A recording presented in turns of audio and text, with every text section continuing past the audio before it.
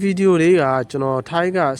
ဆေးရတွေလားမသိဘူးတင်ထားတာတွေ့လို့ကျွန်တော်တဘောကြလို့ပြန်ပြီးဆေးရပြီးလုပ်ပေးတာပါကျောညီကိုတွေလည်းကြိုက်တယ်ဆိုရင်ဒါမျိုးလေးလိုက်ပြီးလုပ်လို့ရအောင်လို့ပါနော်ဒီကအပီးခွေသွားတယ်အောက်မှာပဲ flare ကိုအပီးခွေသွားတယ်အပေါ်မှာလိုက်ပြီးတော့flare ခွေမယ်ဆိုရင်ကအပေါ်မှာခွေမယ်ဆိုရင်ကျွန်တော်နေ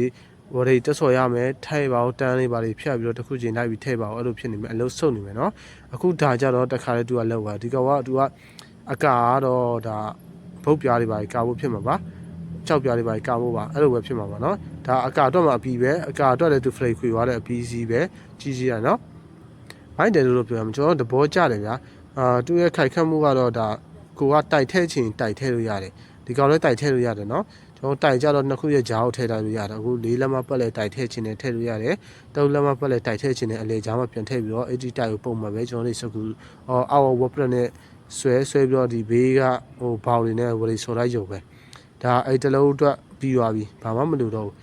ဒါမှနည်းနည်းအောက်မှာခိုင်သွားဆိုရင်အပေါ်အမိုးတင်လိုက်ရုံပဲအမိုးတော့မှအဲ့လိုမျိုးအောက်မှာပြီးလုပ်ပြီးမှတခါတင်တဲ့သူတွေစီပါသေးတယ်နော်